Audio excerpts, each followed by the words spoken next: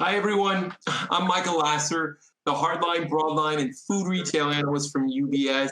We are really excited for you to join us today to have a forward-looking discussion on the new retail experience. Essentially, we're going to talk about how consumers shop, pay, and are delivered products moving forward. We're joined by leaders from emerging companies who are at the forefront of this evolving retail landscape. Today, I'm joined by Guy Bloch, the Chief Executive Officer of Bring, David Sykes, the head of Klarna US, and Andy Rubin, the founder and Chief Executive Officer of Trove.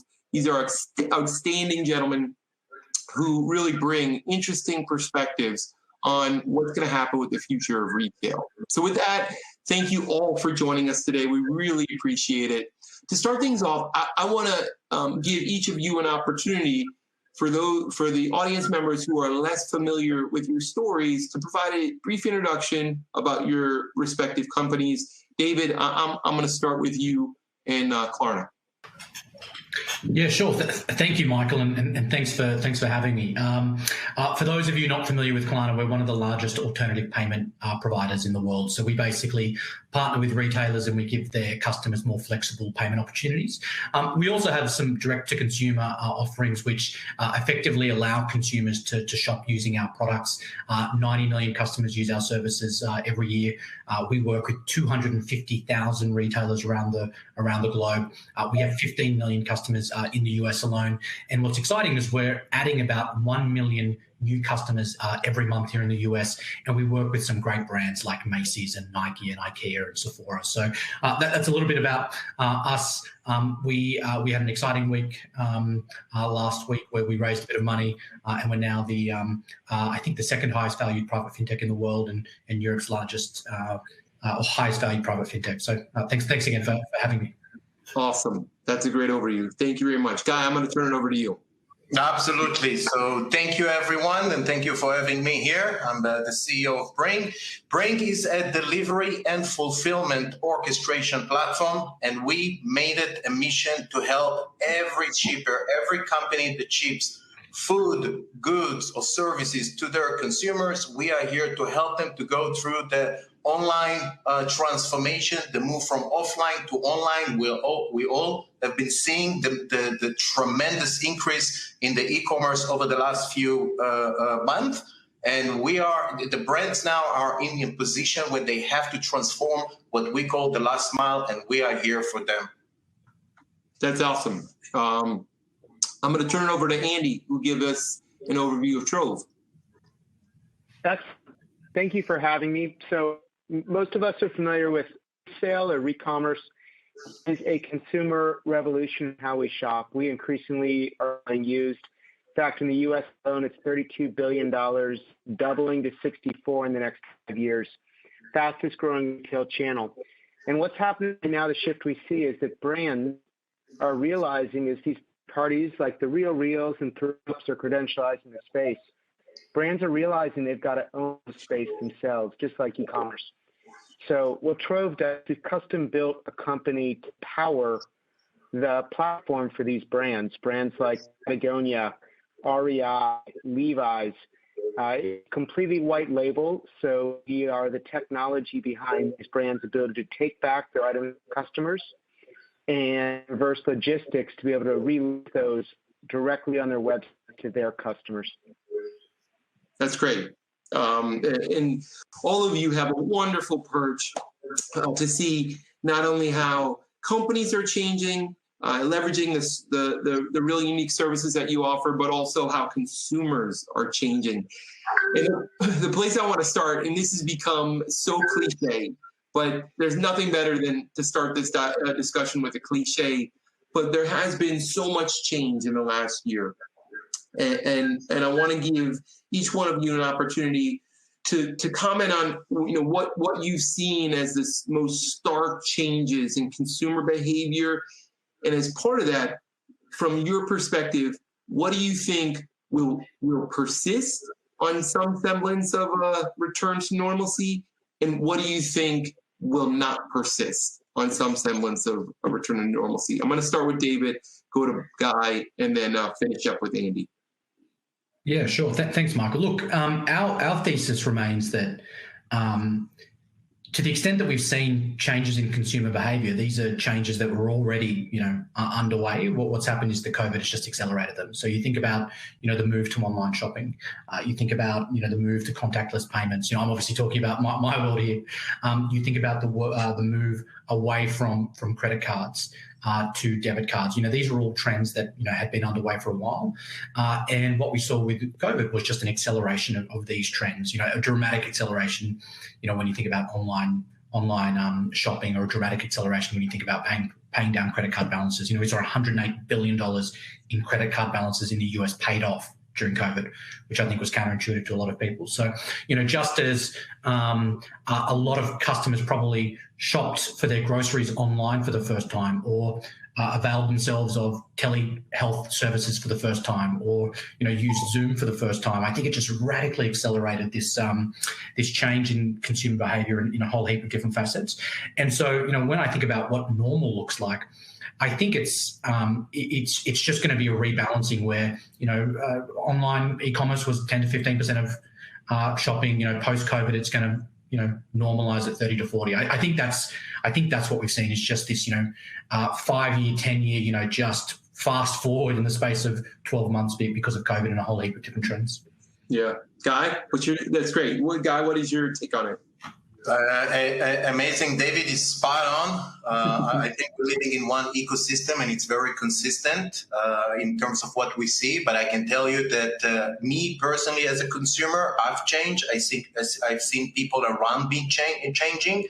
And we are all just getting exposed to how convenient, how cost-effective, how fast, and how reliable online services can really be for us when it comes to retail. If it's me ordering food now and within 30 minutes it shows up, or grocery, instead of me leaving my house now, drive for a couple of minutes, find parking spot, do all the shopping, come back, spend 2 hours where I can do it on my phone and use the 2 hours to do something else in my day, it's addictive.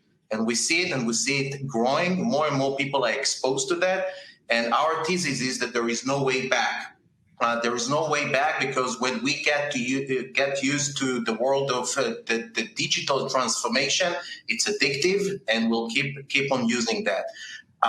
That said, I don't think, or we don't think it will remain at this extreme. It's going to slow down. Offline is coming back in many countries with the vaccination. People will feel more confident to go back, so it will balance itself. But that's it. Retail became like Netflix for people, and that's very powerful. It's too easy to press a button and have something brought to your door these days. Andy, what's your take on this? Yeah, I'm going to be the third. Very sensitive that these are existing trends, and either new experiences or, customers, we all discovered that were better or easier. And while it might normalize it, we don't go back from that. And if you can find, what customers and what we all discover, with these third parties that credentialized it, is you could find if I can find a Ford shirt as opposed to, a Gap shirt, I'm going to choose Tom Ford. So when that happens, you don't go back to your previous way of shopping. Now, what's been more interesting to us is the change since January 4th, when we entered this calendar year. And what we saw is that consumers have been shifting for the last 14 months, the last 9 to 12 months. We saw brands in this year wake up and realize we can't just put our heads in the sand. How do we adapt to these changes at a fast rate? How do we grow? How do we innovate? And that change for us in terms of re-commerce or retail has actually been more significant as brands are now adopting a different way customers are shopping and asking themselves how to play in this ecosystem. Interesting. All three of these companies that you guys lead are really enablers in this change. And you're global in nature. And what there's a couple questions I want to ask on this subject, but the first is how different are some of the behaviors that you're witnessing in various markets around the world? Because the spread of the virus is a little different. Guy, I think you're in Israel right now, and we'd love to start to get a sense for what we can learn about different markets from your perspectives and what that might mean for how this is going to look on the other side. And then I have a question that's related to this. So, Guy, why don't you start? Then I'll go to Andy, and David, you can finish up. I think, again, first of all, I reflect that to you from my own perspective, living in Israel, and with more than 50% of the country is vaccinated, or more than 80% of those that can be vaccinated already got the shot. Earlier this week, we opened up the market really for the first time after 3 lockdowns that exhausted all of us, all the people in Israel. And restaurants were open, cafes were open, and the vibe came back into the country. And it's great to see traffic lines all over the city. And it's great to see, that people are coming back, and you can see that the economy now is getting ready to start scaling up again. But with that said, we're still ordering food on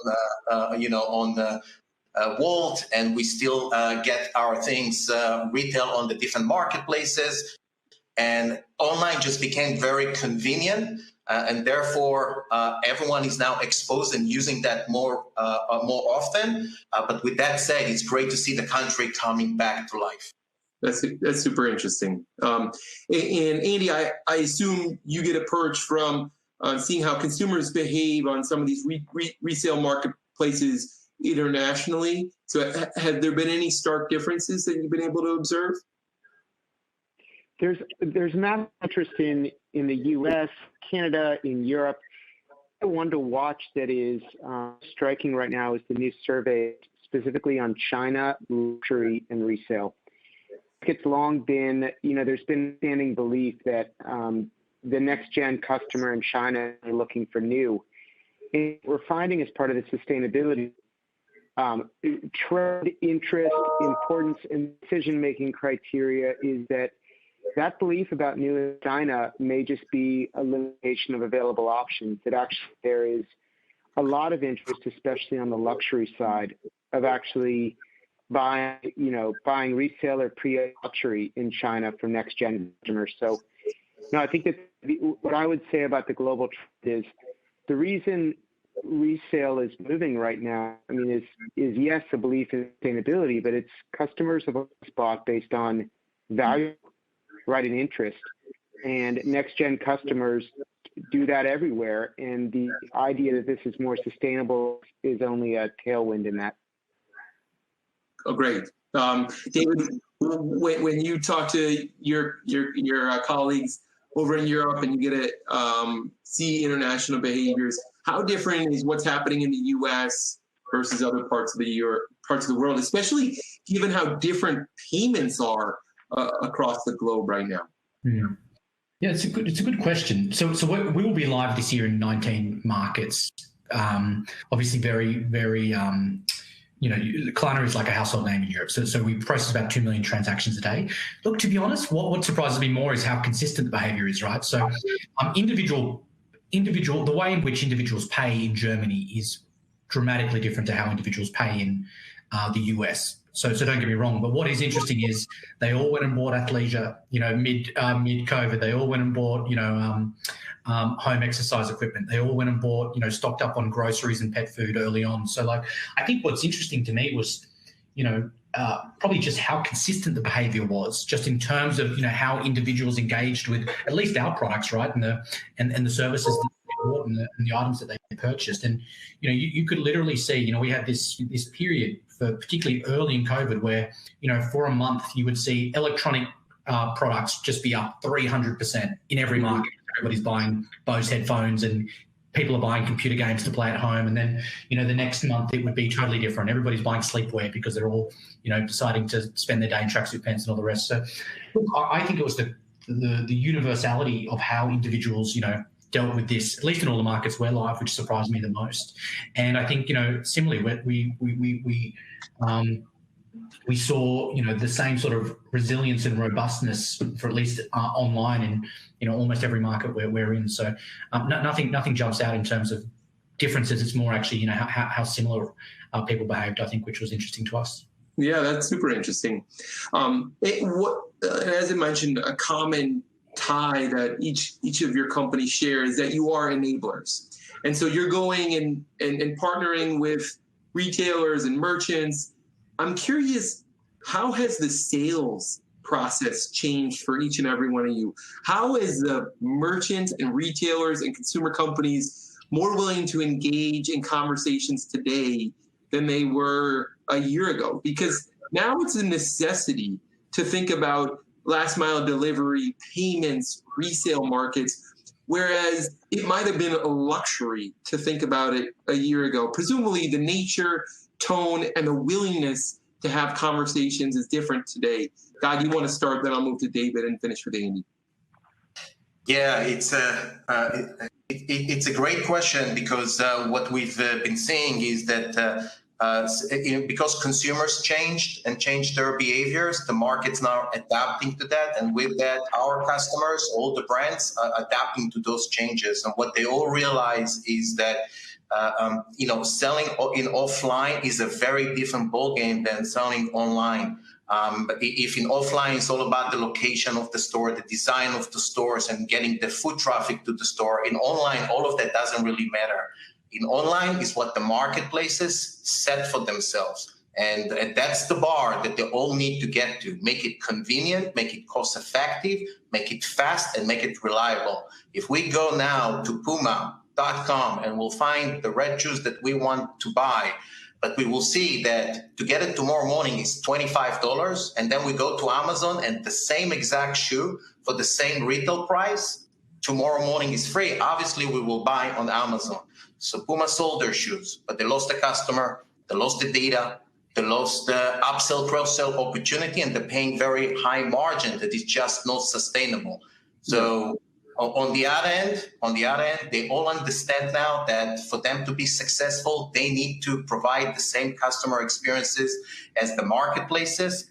And they also realize that if you look at Amazon and Instacart and you see what makes those companies, those are not brands. They're really technology companies and logistic companies. They have a very large connected network of resources that serve them in order to give the best customer experience.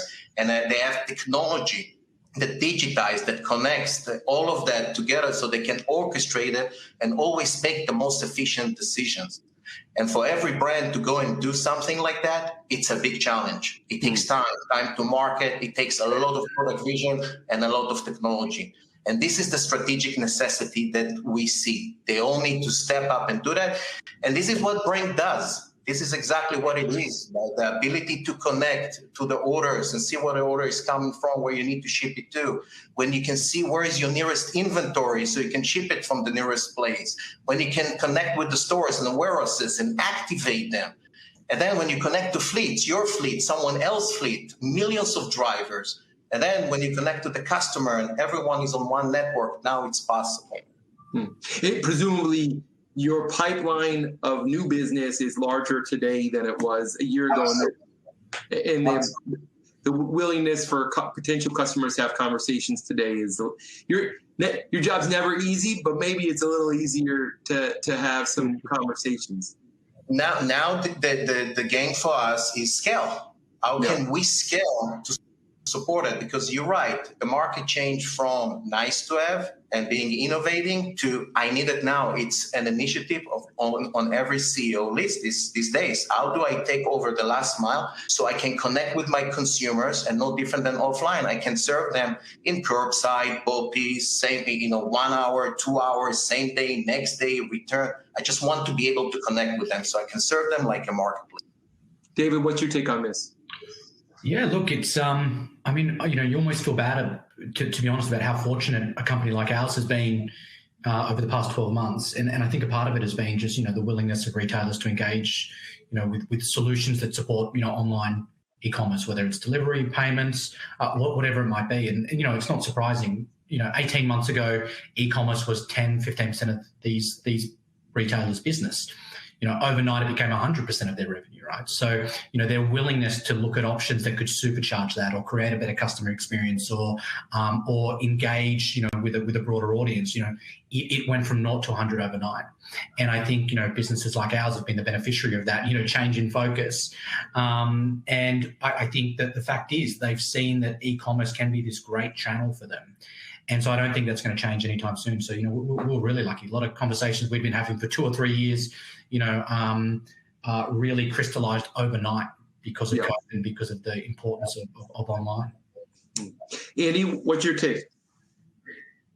So much consistency across, I feel like across what we're doing is brands are just, I think it has been a slow but very steady, and it's exciting, the evolution that brands use these platforms that others developed for them to do their job better. And it's just a reality running a retailer today, or a brand that's got direct consumer retail there, that, these services where, I'll use ourselves as an example, doing resale is hard, right? The technology, you buy back, and these single SKUs for a company like Patagonia. Why would Patagonia go into $60, $70 million in 3 years of time? Instead, they could plug into a system and do that, so Patagonia can focus on what Patagonia does well: designing and marketing and building a brand, reaching customers, building a product.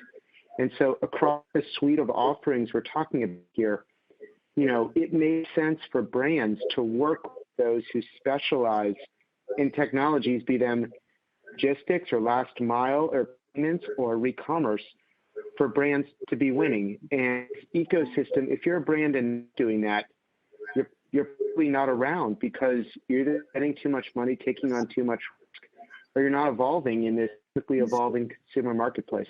It's just a reality of today. And has this situation also invited more competition? Is it, David, I'm going to start with you. In the payments space, we've seen pretty rapid growth across a number of players. How is the competitive landscape for Klarna changed as a result of the pandemic? Yeah, that's a good question. Look, we operate, as does probably everybody, right, in a fairly competitive environment. But I think, the competition is usually a signal that, you have product market fit, right? So it's one of those mixed blessings where, you're growing and you're winning market share and you're doing well. And, that fact alone invites competition, more often than not. So I don't know if the competitive dynamics have changed, except in so far as to say, like, the size of the prize is so much larger. And so because, the size of the prize is larger, that attracts capital, capital, makes it easier for companies to be competitive. And, and I think that that's the big change, is that everybody's realized, what an enormous opportunity lies in front of us. We had the same subset of competitors 18 months ago, right? It's just everybody has a little bit more, money to expend in an effort to be successful. But, it's always competitive, and that's usually a sign that, you're doing something right and customers, like your product. Yeah. Yeah, for sure. Guy, how about your perspective? Obviously, with so much funding that is being invested in that side of the market, it grabs a lot of attention and it grabs a lot of innovation. It's beautiful to see it. It's like mushrooms after the rain, and it's refreshing, because I think everyone understands that this revolution, and it's interesting to say it's a revolution because it's not really a revolution. It has been here for several years with us. Amazon and Instacart and DoorDash and Postmates, they were all here pre-COVID. But now with COVID, it got all of that so much accelerated to the point now that the demand is there. And with that, we see the innovation. We see the innovation today in point solutions. It's very hard to start as a platform when you enter that space. It takes a lot of understandings of the logistics sides of the customer. So it's not only a software, because software needs to enable a business, and the deep understanding of that business, it's something that you need to have the 10,000 hours to really do that at scale. But we definitely see different innovations in different parts of the customer experience. It is just delivering with parcels. You see the innovation from all the crowdsource and now the serving businesses today, but it's all fragmented. It's all fragmented. To tell you that we see a competition today of all of that being organized under an ERP type of platform for the last mile, that's a journey. And that's the fight, that's the race, and that's what we are on. And if you were to look at if that's the journey, how long does it take to get there? I know that's not an easy question, but if the vision is having an ERP to be able to connect, product delivery with logistics, with drivers, where is the system on that journey, and when is it realistic that we can get there? So the technology is there, right? So Amazon, Instacart, DoorDash, Postmates, Uber, they all have that technology. It's just a closed technology that is being, you can use that if you sell on the marketplaces, right? We have that same technology open to the market. So the technology is here. We do exactly that, just in it's you as a brand, it's your customer experience that you're creating, and you're not selling to us. We are a software platform. What is still missing is the logistic market to come together into a connected network. That in that connected network, you'll get so much more efficiency than what even marketplaces can get, because the market is so much bigger than their own logistic network. And that takes over time. That will grow with the evolution of the market and more demand coming from the brands for parcel services, local services, and variety of models like that. So that's the missing, not the missing piece as much as the thing that will develop itself over time. A connected logistic network that is ready to serve the brand's demand at any given point in time. That's when you're going to get the efficiency to compete with marketplaces. Sure. That's the holy grail. We'll take a couple of years to get there. And Andy, have you seen a rise in competition as resale markets have increased in focus during this period? Absolutely. No, there's we see new competitors every week, every month. I think most of these markets are winner take most. And there are real advantages to being early, to being supporting the right brands. Every time we invest, the next dollar we invest or next $1 million we invest, it benefits every partner we support today, and it benefits every partner that is considering where to go. And so what is, I think, in the nature of the commerce enablement in general, is that those players that are in the right place at the right time get to tap into the scale of these massive brands as they come on board and look for white label players to utilize these technologies. So there is definitely a winner most here, and it is, the game of scale is because we get to make bigger investments and support brands better. As we do it, we get paid from the brands we work with today, but it also benefits an advantage for every future brand. Yeah. So it's really, this competition shows up for us to keep investing in our brand partners, which is really our technology to support. I want to dive into each of your area of expertise individually a little bit. David, I know as speaking from my own consumer experience, I am more likely to gravitate to a merchant who makes the process easy for me by having payment solutions that either are one click or very clearly defined or allow me more flexibility.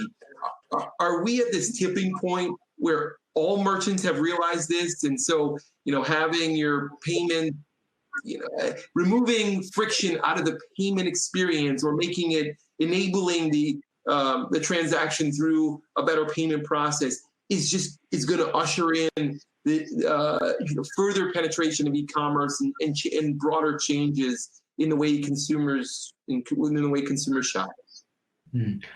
Yeah, look, I think there's two components to it, right? Like I think Amazon, showed everybody that reducing friction when it came to payments, led to outsized results from a conversion perspective, with one click. It's very intuitive that if you make it easier for a customer to buy, they are more likely to. So I think that's one component of it. And then I think you have this other component, which is really interesting, which is, because I think that element is universal. That's for all of us, right? It's just easier to, you're more likely to shop when it's easy.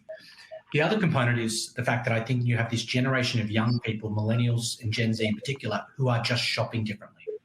And when I say shopping differently, there's the buy now, pay later component of it where they're less likely to have a credit card. Half of all millennials in the US don't have a credit card. 85% of boomers do. And yet that your propensity to spend on a credit card is greater than your propensity to spend on a debit card. Young people more likely to use to shop on a mobile device.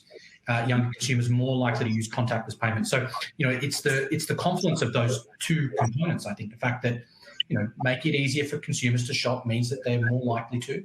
And then the fact that young consumers are just shopping differently. They just are. Like they just shop in a way that, is new. And so when I think about, Klarna and what we're trying to solve for, it's trying to do those two things really, really neatly, right? Like trying to make it easier for consumers to shop and really trying to, service those younger consumers who are looking to shop very, very differently.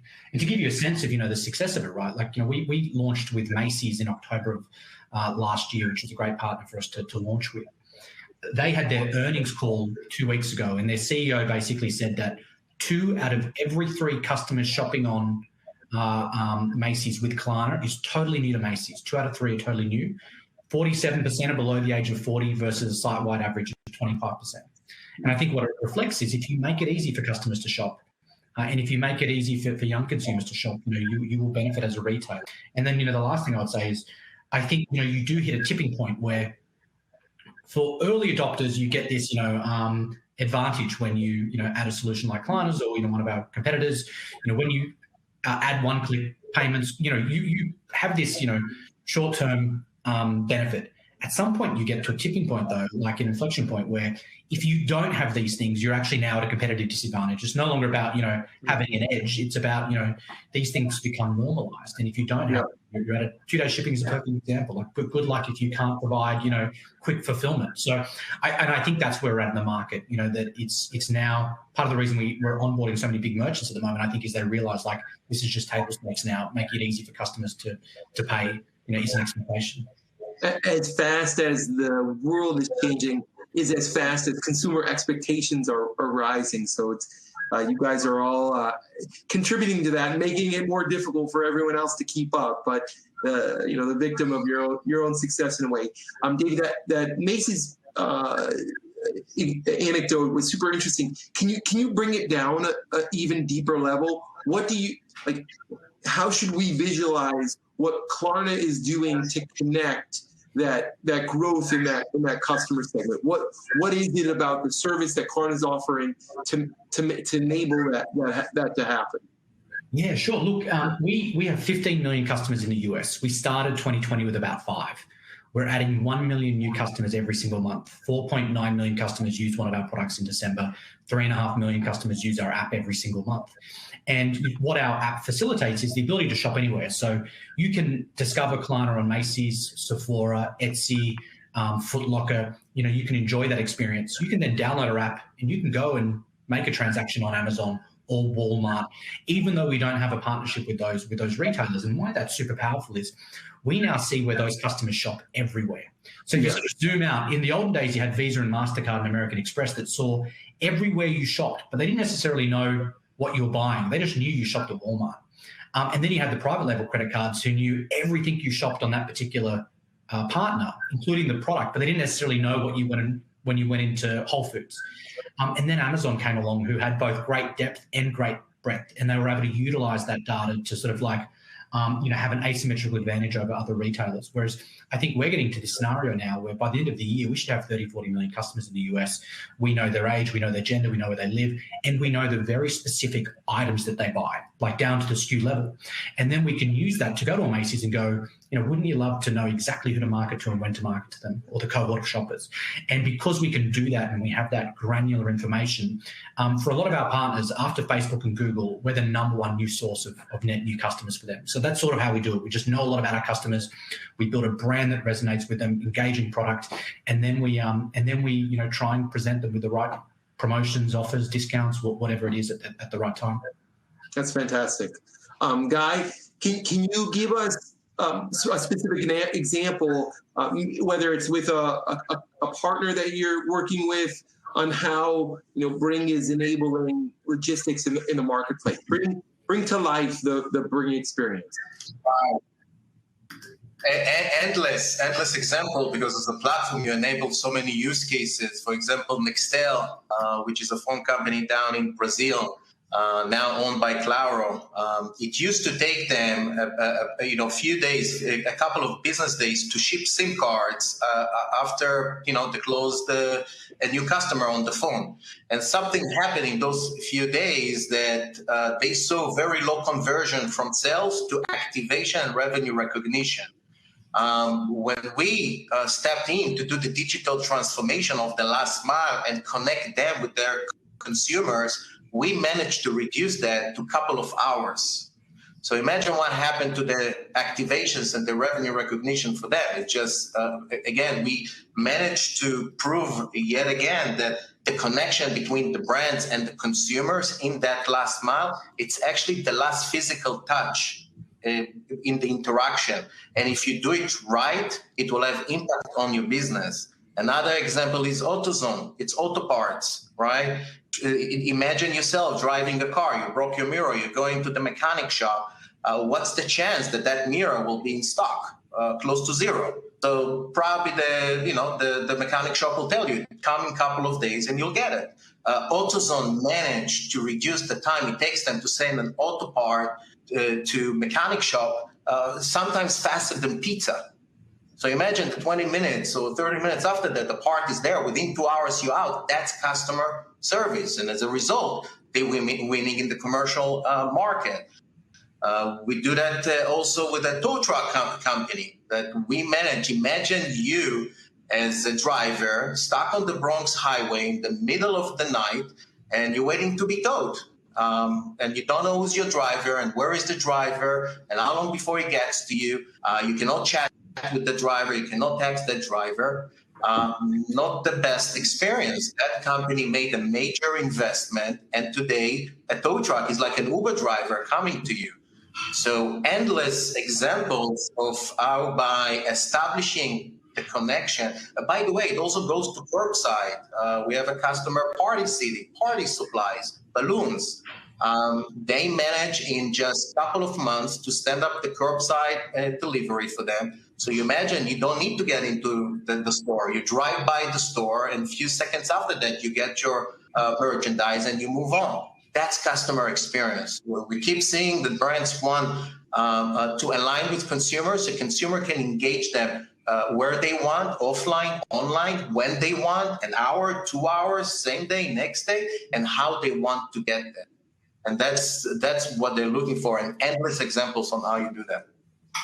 And I want to point out that Guy has no idea that in 10 minutes we'll be hosting a conversation with AutoZone just like this. So we will put a plug in for Bring during our conversation and point to the wonderful partnership that you guys have as a key to helping them. But we are big fans of them and their innovation. For sure. Well, I will relay that message. Andy, is Patagonia the prototype for the type of success story that Trove is experiencing in the marketplace? Is there a better example that you could provide to bring to life what Trove is doing and how to enable the resale market? Patagonia is a great example. Let me provide kind of an analog that most of us relate to, which, if you're in your 20s, you are shopping. A good part of your closet at most is actually used. But for those of us who are not in our 20s, maybe shopping online, we're talking in general these shifts in consumer. And most of us understand pre-certified labels. And it's a great analog that, before Lexus was doing that as a brand, you could buy a used Lexus on, the used car lot.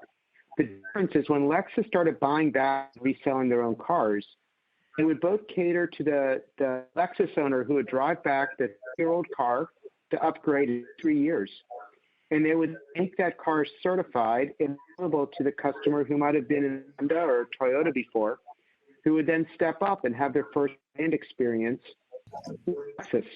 And new customer service contract to hold likely a customer for life. And if you look at a company like Patagonia that makes and designs incredible items meant to be outdoors, not in closets, their ability, just like that Lexus dealership, to say to all of their customers, we want your items when you're done. I'm going to bring them back if there's a problem, but bring it back when the item's no longer in use. Get a gift card, get what you want now. And then to have, what ought to be a majority, 60+% of customers who are able to now order Patagonia because they're selling them used, those are all customers to Patagonia, just like we're talking about on this call. And so if you are not buying back and reselling your own as a brand right now, just like not having pre-certified cars, you are at a competitive disadvantage as this shift continues. You're at a disadvantage in attracting new customers, at maintaining loyalty, the revenue, branding, etc. So it's just a natural shift in how customers shop. The question for every brand, are they keeping up with change? And if so, they've got their opportunities in front of them in terms of new customers and loyalty, just like Patagonia, Care, etc. Well, we're coming up on the top of the hour. Man, you guys gave us so much to think about. So thank you for that. You guys are doing wonderful work and shaping the future of the consumer experience, each and every one of you. So we really appreciate your time and for a great discussion. We wish you all the best, and we look forward to following your progress. And thank you for joining us today. Thank you. Goodbye, everyone. Thank you. Good to see you. Thanks, Michael. Thank you very much. Bye-bye.